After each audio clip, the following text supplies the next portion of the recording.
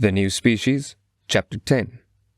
Subject, AI Violet. Species, Human-Created Artificial Intelligence. Description, no physical description available.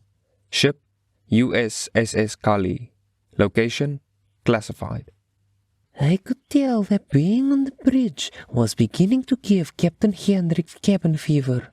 There isn't much for a carrier captain to do except sit on the bridge and wait for something interesting to happen. The captains of the destroyers that the Kali housed got to have all the fun, while Captain Hendricks would likely only get to file after-action reports. Reports she didn't even get to write, for that matter. Violet, anything happen yet?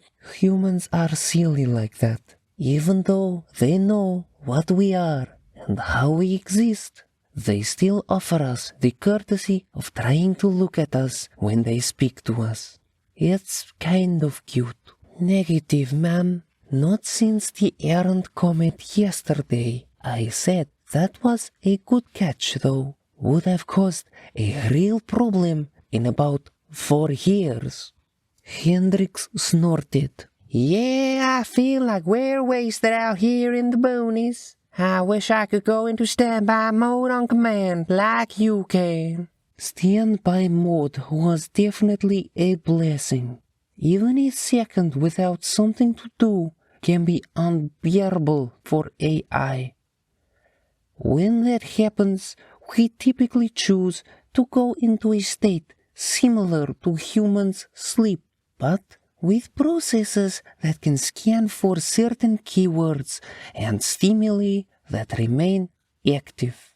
I go into standby mode every chance I get. Makes the time fly by, and occasionally I get to dream. Neither Tim nor Omega ever go into standby mode. Tim says he's afraid to dream, and Omega, he doesn't want to miss anything that the humans do. I don't know how they do it. Why don't you read? I suggested, despite knowing that the captain has already read the books she owns, and has been sending her money back to her family on Titan. No can do. Read everything I own. Told you so. And I don't have enough money. Because? Oh wait, she wasn't going to say why. Oh no. Did I pry?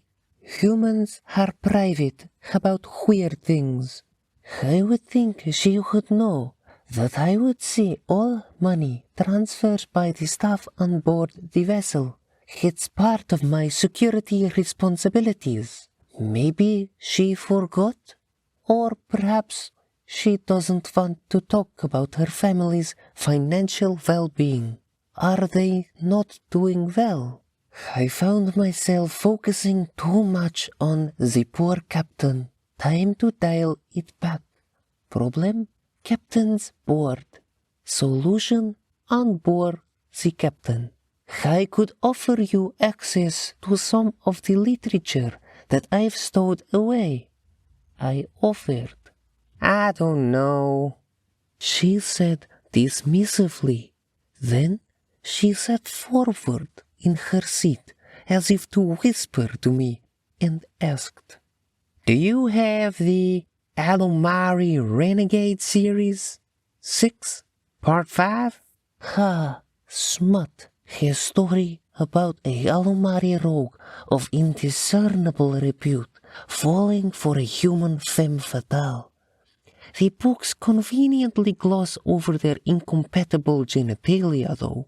Ah, a love that could never be. How romantic. Of course I do. Sending it to your tablet now, I said, adding a hint of humor to my vocal processes. Thank you so much, Violet, the captain said as she turned her attention towards the tablet. You're a godsend. I have always wondered about the concept of gods.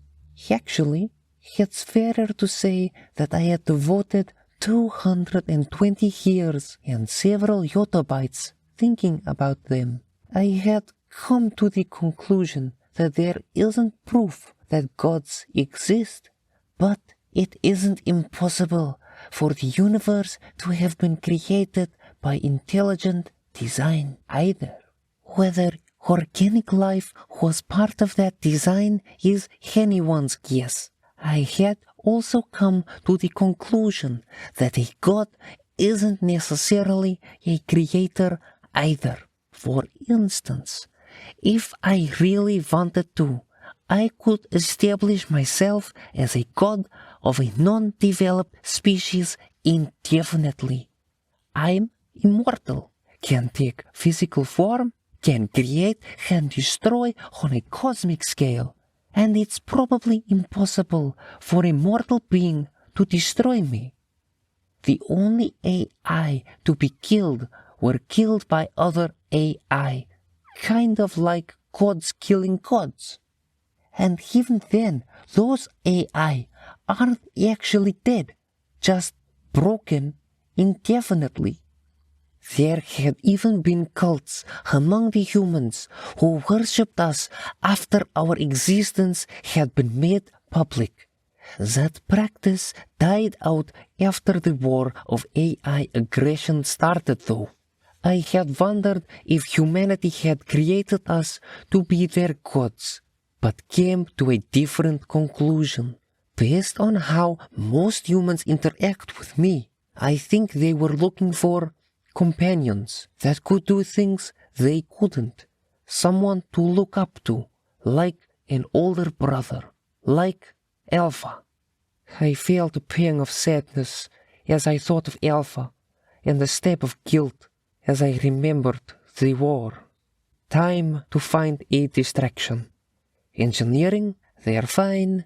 Medbay, someone has a stomach flu, but doesn't require my intervention. The Marines, nope, they're working out, as usual. No need for little old me. Any of the patrol vessels need me for anything? No. Well, time to understand, but... Priority 1 message from AI Omega. Oh, hey, Priority 1 from Omega. This could be fun. Let's have a peek. Recipients, Captain Hendricks, AI Violet. Sol has been attacked twice. Successfully defended, but further attacks are expected.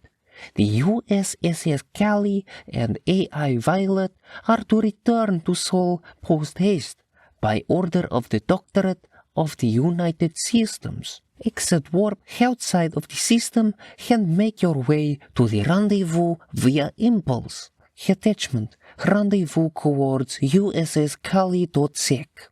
See you soon, Omega. See you soon. On a Priority 1. Omega must be feeling dramatic today. I looked at the captain. I activated the comms in anticipation of her order. Then I waited the 28 seconds it took her to input her password and finish reading the message. It would have been boring, but I liked watching humans read important memos. You could almost see their neurons firing. Violet, She finally said, recall the destroyers, download that attachment, and give it to Nav. We're going to Sol. "Yes, ma'am." I began downloading the attachment and appeared to all 30 of the destroyer captains at once. As I entered my security clearance on the attachment, I also explained the situation to the captains and ordered them back to the Kali. I argued with Captain Mackenzie as I provided the coordinates to the nav officer. I watched the nav officer prepare for warp as I made a note to Captain Hendricks' schedule to discipline Mackenzie for insubordination. Once all my tasks were completed, I allowed myself to feel excited about getting to see Tim again. Well, time for some excitement, Captain Hendricks said. Just as I was getting to the good part of that book, though. By my estimation, The captain had only finished the first 2 pages. I was confused for a nanosecond before I realized it was just grumbling, complaining about nothing just for the sake of complaining. Not a concept unique to humans either. I wondered for a moment if I should start grumbling too, before turning my attention to the docking systems. USS Orion had entered the wrong command. I corrected it before the alarm even sounded. I checked on the Orion's nav officer. Healthy, attentive, and even doing everything else correctly.